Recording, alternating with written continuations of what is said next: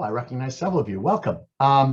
This is the session on second chance hiring, sourcing, internal policy, and practice changes. You know who I am, Brian Fabes. I'm thrilled, delighted, and grateful that we have with us Michelle Caranti. Michelle is the Executive Director and Global Head of Talent Acquisition Sourcing at JP Morgan Chase. JP Morgan has been leading Michelle has been leading within JP Morgan some innovative approaches to second chance hiring. Michelle will tell us about that, some challenges and how they're addressing those challenges that hopefully are applicable in your companies. And then after 15 or 20 minutes, we'll open it up for questions. And seeing as it looks like we have about a dozen people here, let's see if we can do it as a conversation, but if it gets a little out of hand, I'm happy to look at it. We can do questions in the chat as well. With that, Michelle, I think the floor is yours. So I prefer to be conversational. I'm in talent acquisition and sourcing. I wish I could take full credit for the work that JP Morgan Chase has done in this arena. But really, the work was started and really came from here in Chicago, to be candid with you. The story begins that Jamie Dimon came on a visit to Chicago. Some of our CR partners came and brought him to some organizations that we support and work on the ground with.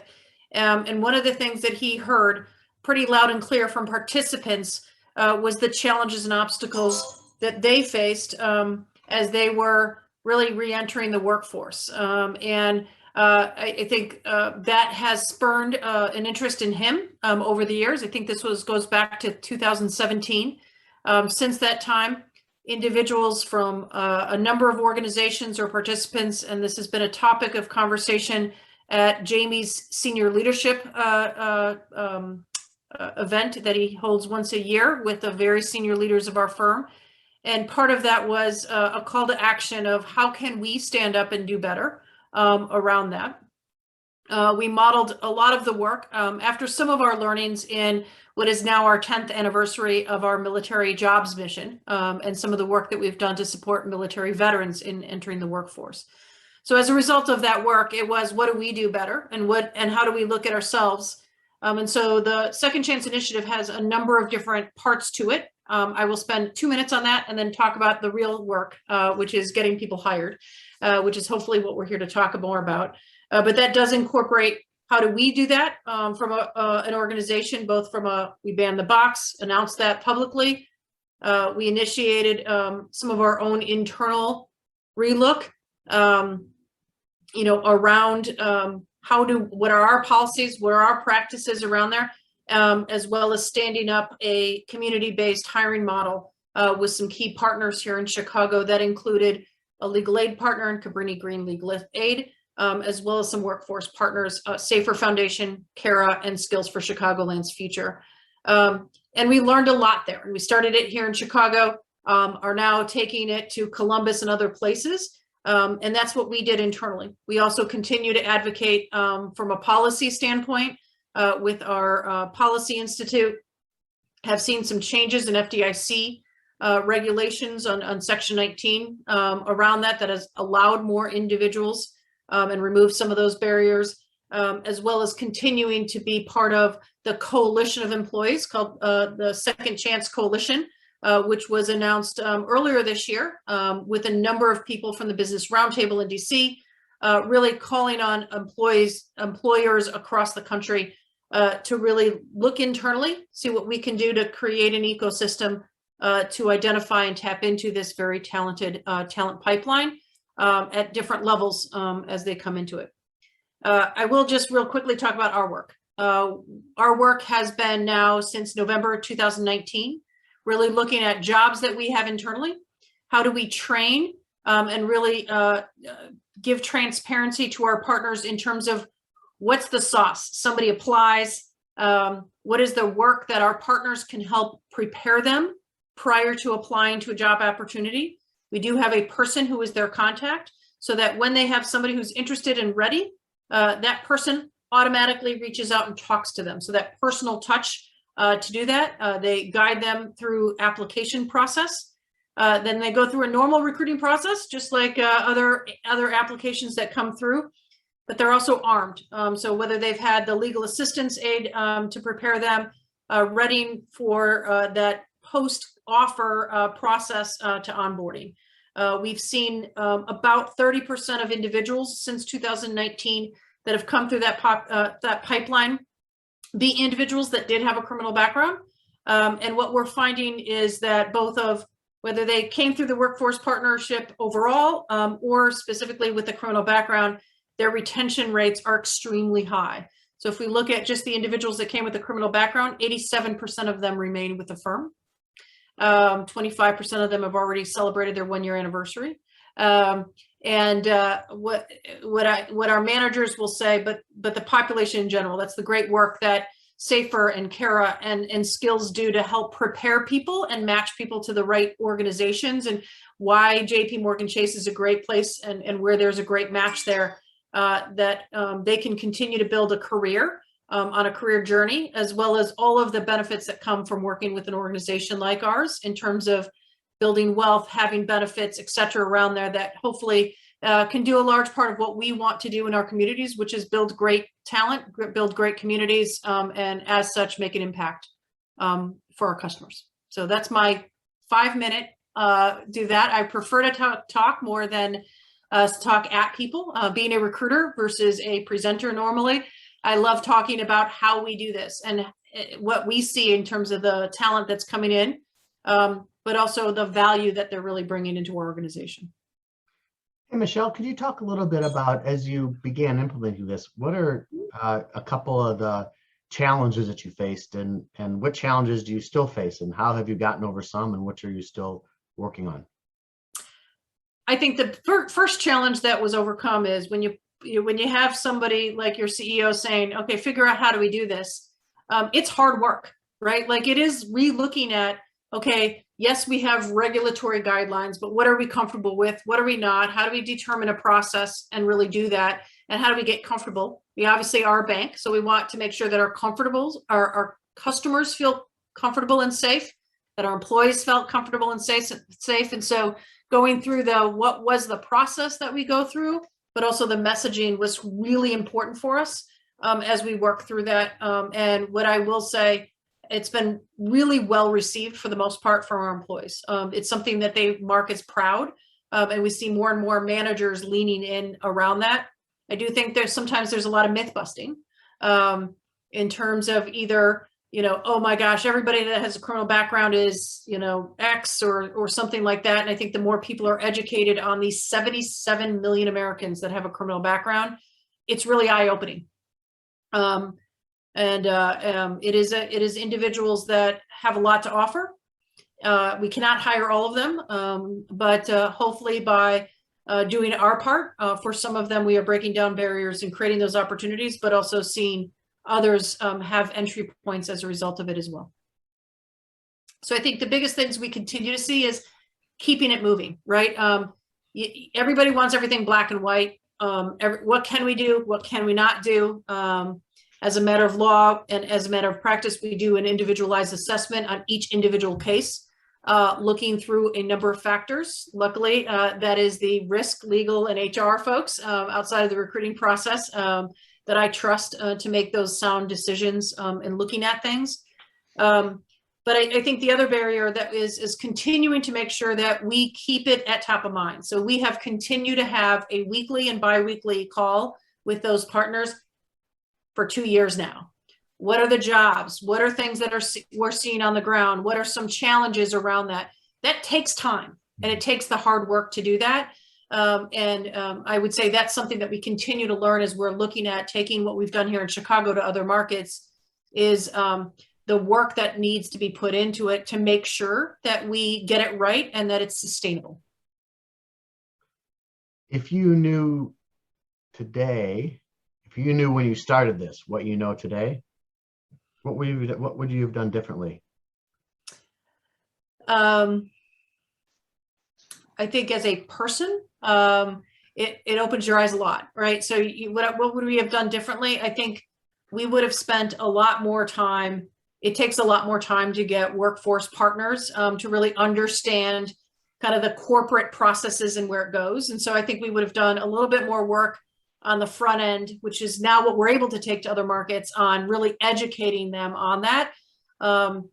They're great. They're wonderful things. But how do we help educate them on here's what happens when they applies, here's what happens when an offer comes, and things that we can prevent by really that education pieces. We would have spent a lot more time, even though we spent a lot of time, we would have spent even more time if I would have done it differently. And is all of your outreach through local nonprofit partners like you mentioned Skills?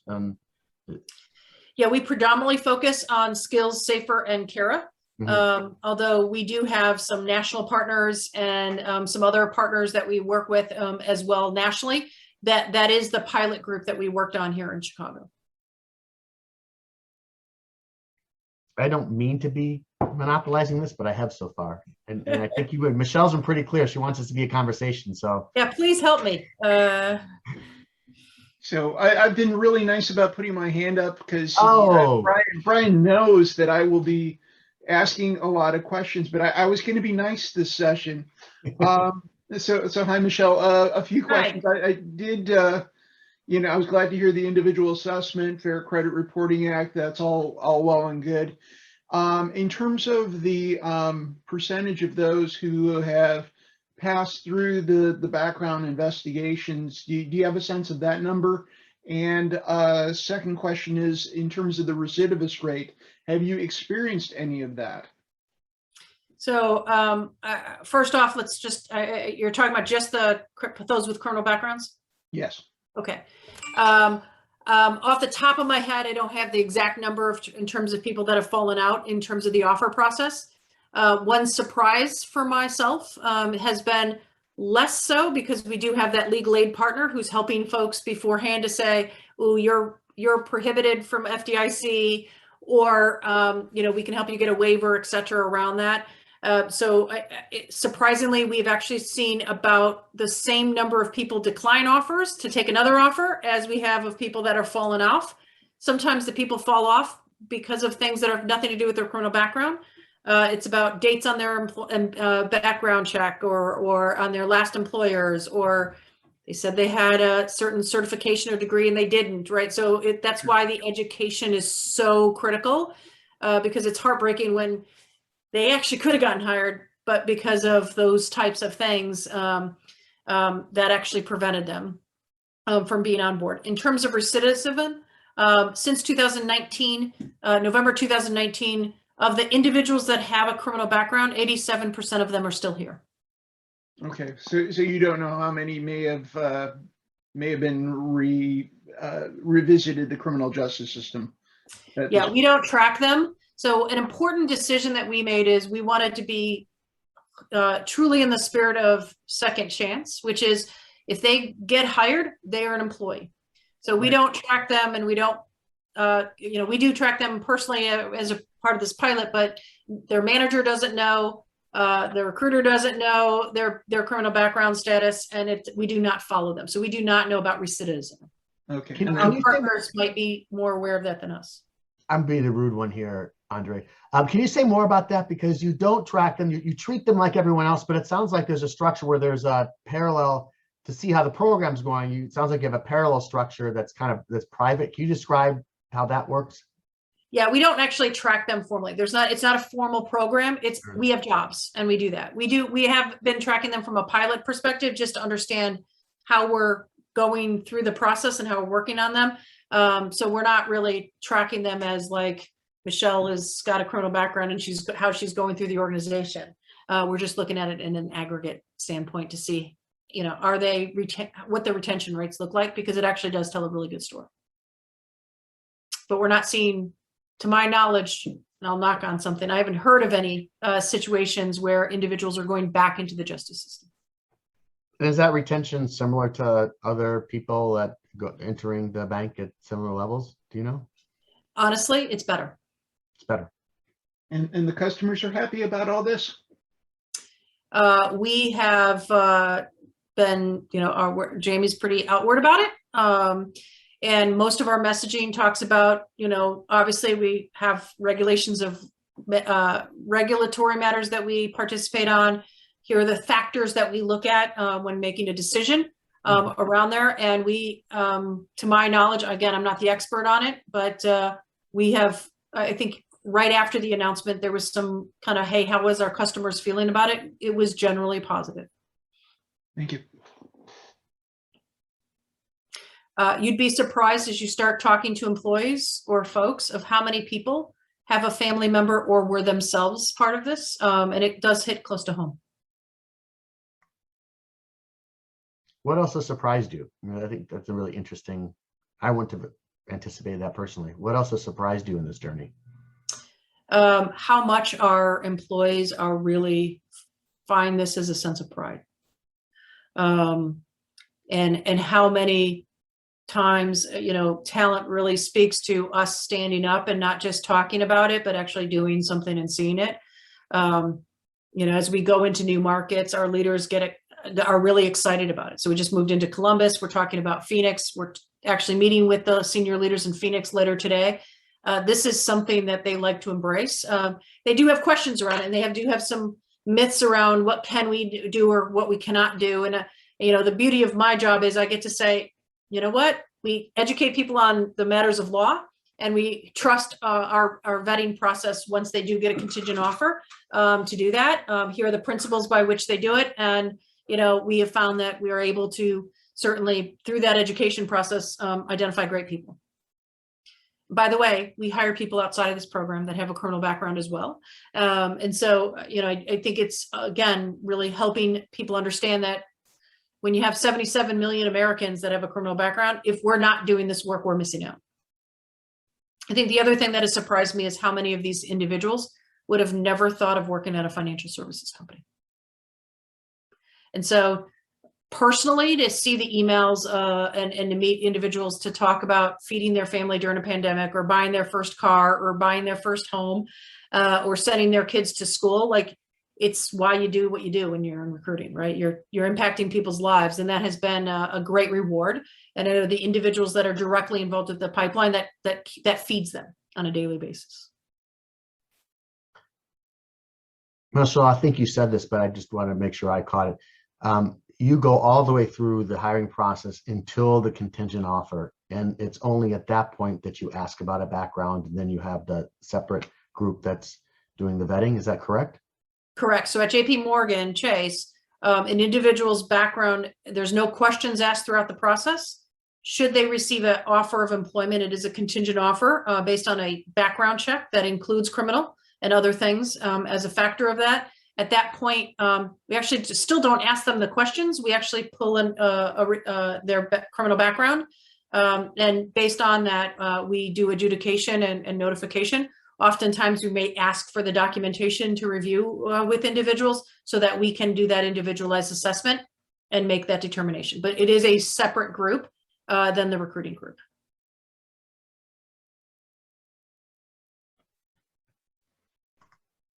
What else? Gloria's got a question. Michelle, thanks so much for taking time to share with us.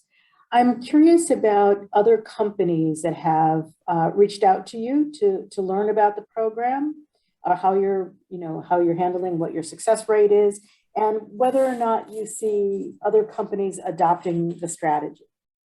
Well, thankfully, the Second Chance Coalition, which is companies signing up to join the coalition to do the work, has continued to grow. So that's been a positive factor. Yes, my normal partner in crime on here in our jobs and skills group within our global responsibility group is not able to join today. But we have spoken to a lot of companies and really outlined our process from a high level standpoint of how we engage in a community-based model. Some people have adopted their own version of it. Some have taken on similar things to ours. And so I just am glad to hear us talking about it and sharing practices and learnings from each other around it. One thing I do strongly encourage, I put a plug in for Cabrini Green Legal Aid. They have been a great partner to our workforce partners in educating folks, and have really helped us take a little bit of Chicago and take it elsewhere in the country to really provide that same level of guidance. You can't do this without some legal aid support for those individuals. A lot of them don't even know sometimes not what is on their background. So that important factor, has been a big learning for us as well. Do you see We're patterns? always happy to share it. So go ahead. You just can't have the folks that work on the team with us. They're great, too great to lose. Looks like Danielle has a question. Yeah, thanks, Brian and Michelle. So Michelle, you mentioned earlier that a lot of these folks with a history in the criminal justice system might not even consider the fact that they could work for a financial institution. So how are you getting the word out about your program and these opportunities to that population? Is there marketing? Is it word of mouth? How exactly do you let people know about the opportunity? We don't do specific marketing targeting that population. We obviously are pretty public with our statements around it. We do predominantly obtain the direct pipeline work through our workforce partners. As I said earlier, Skills for Chicagoland's Future, Safer Foundation, and CARA. They all come at and have pipelines of talent coming from different places and areas for it. And so that was a big learning for us, is having different types of workforce partners coming to the table around it. So we also get some word of mouth going, just around there pretty easily. We found that sometimes our employees are, hey, how do I get part of it as well too? I think when you're working, as you talk to employees, like you can work at a bank, I can work at a big company like JP Morgan Chase, or candidly, when you work for a big company, sometimes the application process can be a little scary. It's a portal. You apply online. Do you ever hear from anybody? Right? They easily get frustrated with that process, and so that's why we did put in almost like I don't want to say a concierge, but where somebody is calling them and saying, yes, we're interested in you. Sometimes doing a little bit of cheerleading, sometimes giving a little bit of real truth about what they're interested in or their skills, but really helping to reaffirm that process of what's going to happen next and what they need to do to be successful. Michelle, what percentage of applicants does this make up of your applicant flow? Of our application flow, smaller numbers. I mean, you're looking at our applicant flow in the millions on a global case. I will say what we are seeing on the specific jobs that we're targeting, we're seeing a pretty good percentage of our demand externally being able to be filled. So I think in some groups, it's like about 25% came from these pipelines. Other groups, slightly more than that. So some of it is dependent on what we're hiring at the moment and what they're able to supply. During the pandemic in March last year, we used the example, we had kind of just getting our footing going underway. We actually leveraged this pipeline to fill some critical openings at a time where we were not really hiring. I see Kara nodding their head really quickly there. We were able to leverage them to say, okay, we all of a sudden have to interview through Zoom, and can you help get folks there, and can you help get us there? That was really instrumental in helping us during a critical time of some essential workers that we needed to have. Just around that. So I can't talk about percentage of applications because I just don't have that information. I can talk about what the percentages of the demand of what we're targeting for here in Chicago. I haven't been a school teacher in a long time, but I feel like one now. Liana, you have your hand up? Yes. Thanks, Brian. And Michelle, it's great to hear from you. Liana from CARA Collective.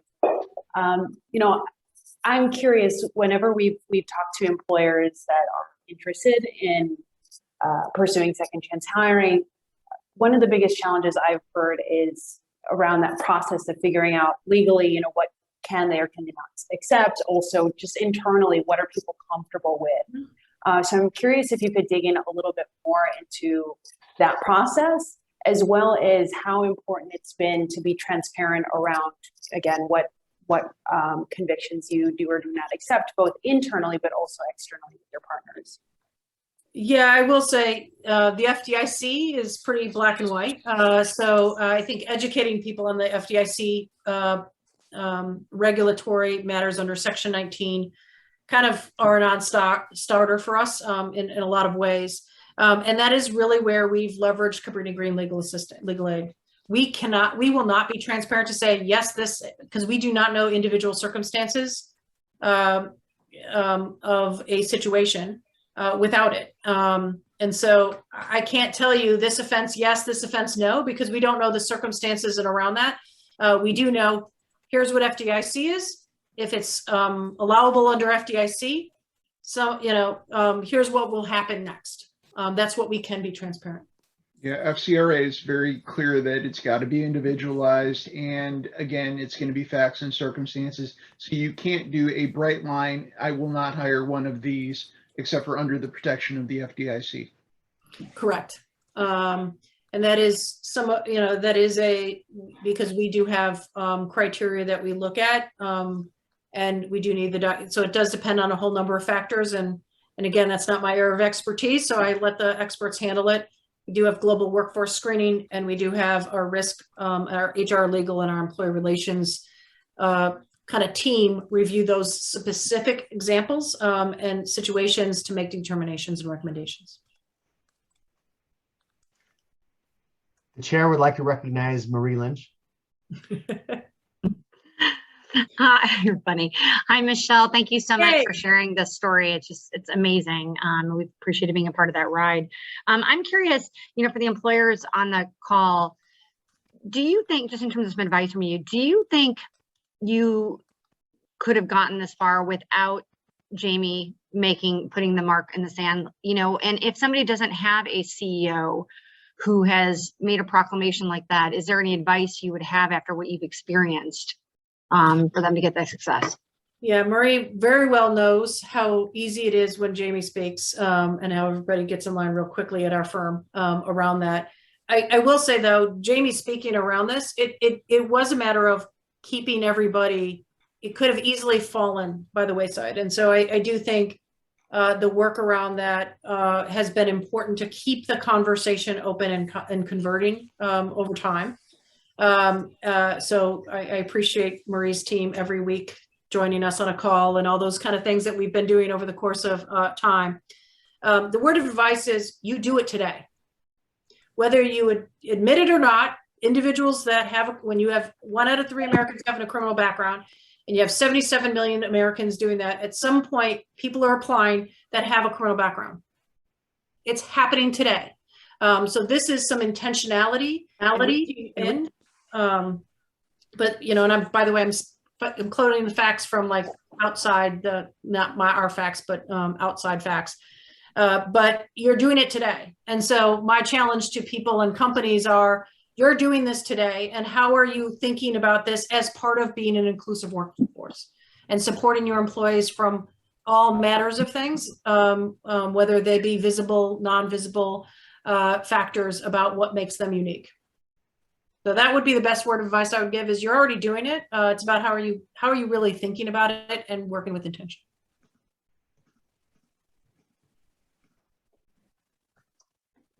Michelle, what are you still challenged by? What are you still struggling with in this? Personally, I wish we could do more. I wish we could have more people coming through. And I think the challenge is looking at really how we can look at other jobs and expand to other jobs and skill groups, just around there. It's always about how do you do more. And I think the other challenge is how do we continue to go to other markets? And the good news is I'm a Chicagoan, so it was my heart was in here really from the get-go, as well, to see this in my own hometown. I don't think they chose that Chicago and me for that purpose, but it kind of made it personal. But it is, as we continue to expand it, how do we keep the scale and scope going so that it doesn't become a splash in the pan? That's the continued challenge that I face. What limits you from doing more? You said you have to identify other jobs? No, it's not a limitation of that. It's just how do you continue to build the pipeline and the partnerships and the community things to be able to do that, as well as some of the hard work around more specialized skills, right? Software engineers, or like, those kind of skills that are out there that, that we can, the good news is everybody that's joining is coming into jobs that have career trajectories with us. That's one of our criteria. But we do want to make sure that we can expand to more opportunities and more jobs. We have 5 more minutes left. So now is the time to ask those burning questions. I can ask a question. So for Marie and Liana as partners, right, what have you learned in the journey, right? Because I think the journey is as much with you as with us. And so as workforce partners, what have you really learned in this journey as well that has, kind of challenged you in terms of doing better and what you're doing in your programming? Liana, you want to go first or do you want me? Go for it, Marie. Okay, I'm like so excited to hear what you have to say. Thanks for the question, Michelle. I think, I think what I would share probably with folks is I think the biggest learning for us is we were surprised at the volume of individuals that we work with that have a criminal background. Because of the way our process works and because we honor, ban the box, and because we get the word out to a lot of organizations, but we don't have a special program for, some type of special program to get people, ready for it. We were surprised to see that we have penetrated so widely, so many individuals that feel comfortable coming to skills. And we, part of our hypothesis coming out of the results that we saw in the data was that we actually think there might be something to the fact that we are presenting these candidates to JPMorgan Chase in a way that we are not at all influencing an HR person to think that they're making some type of exception or that they need to look at this candidate differently, and that we are just presenting them as top notch. But I think that was our learning. And a second piece of that is the numbers were so large, so much larger than we thought they would be, that we're actually going to, we're trying to explore legally how can we honor ban the box, but actually look at our entire 1,300 people we put into jobs last year. And, if we applied the same percentage that we found at JPMorgan Chase, how many people are we maybe putting into jobs that we didn't even realize had a background?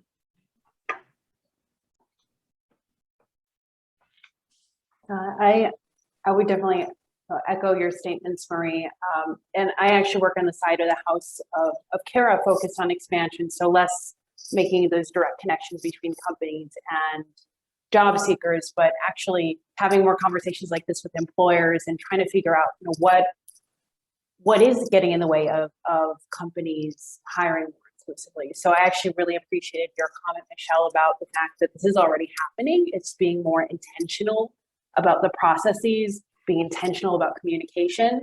Oftentimes the benefit of an organization like Kara is actually communicating to a candidate, yes, this company is open and wants to welcome in individuals with talent, whether they have a background or not.